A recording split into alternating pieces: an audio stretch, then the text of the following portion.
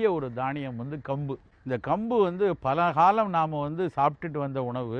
கடந்த ஒரு 50 ஆண்டுகள் 60 ஆண்டு காலமாக ஒதுக்கி வச்சுட்டோம். அது என்னமோ வந்து ரொம்ப ஏழைப்பாளைங்க சாப்பிட்றது, குடியானவர்கள் சாப்பிட்றதுன்ட்டு அதை ரொம்ப தவறாக நினச்சிட்டோம். ஆனால் தானியங்கள் எல்லாம், சிறுதானியங்கள் எல்லாத்தையும் எடுத்தோன்னா அதுக்கு முதல் ரேங்க் கொடுக்கணுன்னா கம்புக்கு தான் கொடுக்கணும். அந்த அளவுக்கு சத்து வந்து கம்பில் இருக்குது. கம்பில் பார்த்திங்கன்னா ஒரு கம்பரிசியும் எடுத்துக்கிட்டு, இந்த பக்கம் ஒரு வெள்ளை அரிசியும் எடுத்துக்கிட்டு, அரிசிச்சோரையும் கம்பரிசி சோறையும் ரெண்டையும் கம்பேர் பண்ணி பார்த்திங்கன்னா வெள்ளரிசி சோறை விட 8 மடங்கு கம்பரிசியில் இரும்பு சத்து அதிகமாக இருக்குது. இந்தியாவில் ரொம்ப ஸ்டேப்பிள் ஃபுட்டாக சாப்பிட்றது அரிசியாக இருக்குது. ஆனால் அந்த அரிசியில் இரும்பு சத்தே இல்லை.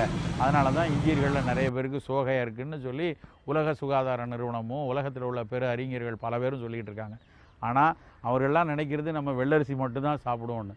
பல காலமாக நம் மக்களில் 75-80% மக்கள் பல ஆயிரம் ஆண்டுகளாக கம்பஞ்சோறு, வரகரிசி சோறு, திணைச்சோறு இதுதான் சாப்பிட்டுட்டு இருந்தோம். இரத்த சோகை இருக்கக்கூடிய குடும்பங்களில் கம்பரிசி சோறு வந்து வாரத்துக்கு 2-3 நாள் கண்டிப்பாக இருக்கணும்.